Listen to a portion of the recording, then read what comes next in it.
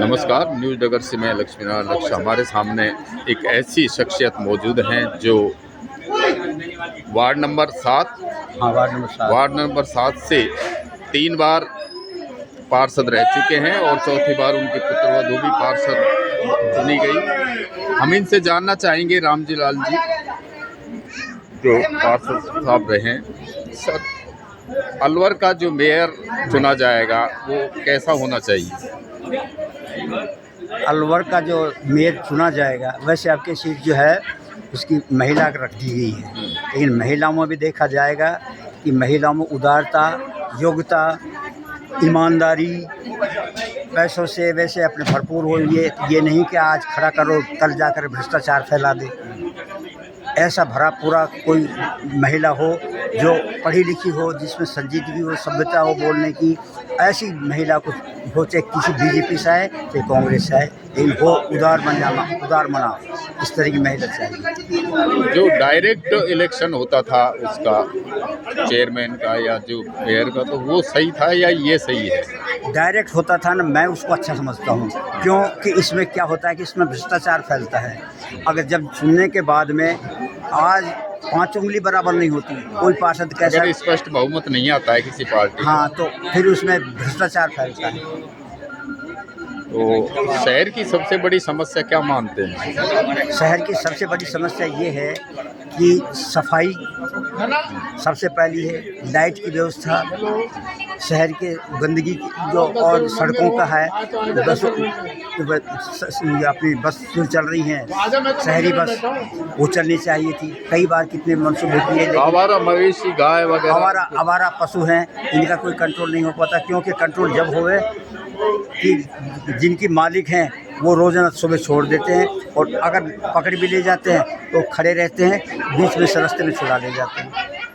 अच्छा, तो अतिक्रमण को नहीं मानते? अतिक्रमण भी बहुत हो रहा है। अतिक्रमण इतना है कि हर जगह अतिक्रमण, इस तरह के आज सारे बाजार को अतिक्रमण कर रखा है, सारा बाजार सारा अतिक्रमण कर रखा है, कहीं भी वो बचने को जगह नहीं। क्या इस बार भी आपके परिवार से आप या कोई नहीं, और? भूल कर भी नहीं होगा, मैंने तय कर लिया।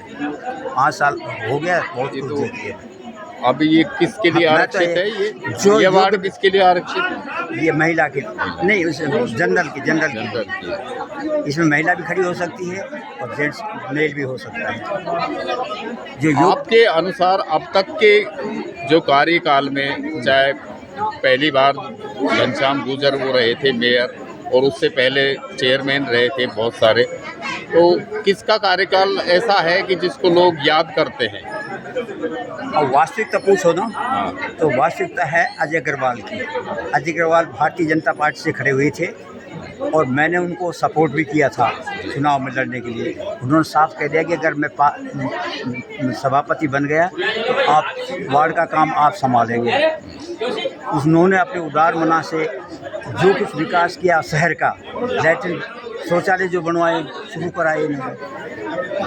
अब ये दूसरी बात है कि बाद में दरबदल होकर के इस तरह की बातें वातावरण में, लेकिन अपने उस पर स्तर पर रहना चाहिए। यानी एक उन्होंने छाप छोड़ी थी, काम की छाप छोड़ी। नगर परिषद के अंदर भ्रष्टाचार था, भुगतान पेमेंट होता था पार्षदों का ना कर्मचारियों का, उसमें से कर्मचारी लोग पैसे कमाते थे।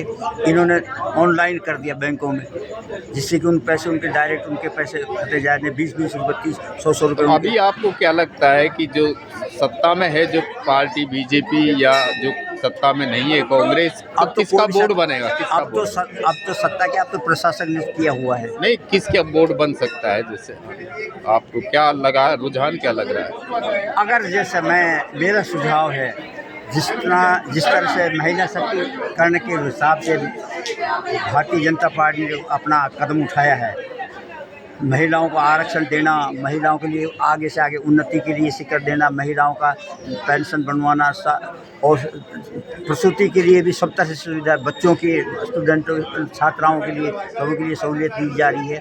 इसके आधार पर मुझे लगता है यदि मनुष्य अगर स्वार्थी नहीं हुए पार्षद तो बीजेपी को जिताएंगे। अगर नहीं स्वार्थी हुए और ये इधर से उधर की बातें चलते चाहे कुछ हो जिताओ, कोई परिवर्तन नहीं हो सकता।